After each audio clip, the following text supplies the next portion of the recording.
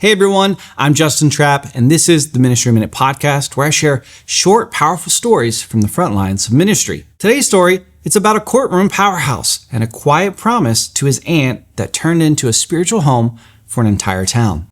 Tony Buzbee is one of the nation's most well-known attorneys, but before the national headlines and high-profile cases, he was just a kid growing up in Atlanta, Texas.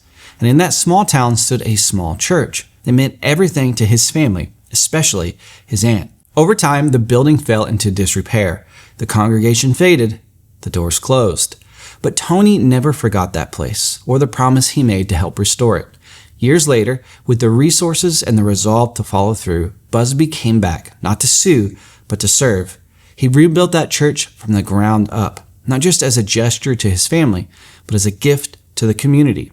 The new church is non-denominational, Bible-centered, and open to anyone in the area looking for truth, hope, and a spiritual home. It would have been easy to write a check, put up a plaque, and walk away. But Tony didn't just fund a building. He helped restore a place where faith could flourish once again. That church isn't just a restored structure, it's a restored story. And it all started with one person honoring a promise and a legacy. You don't need to be a pastor to build the kingdom. You just need to be faithful to the nudge God puts on your heart. Sometimes the most powerful ministry moments don't happen on a stage. They happen when someone says, "I'll take care of it."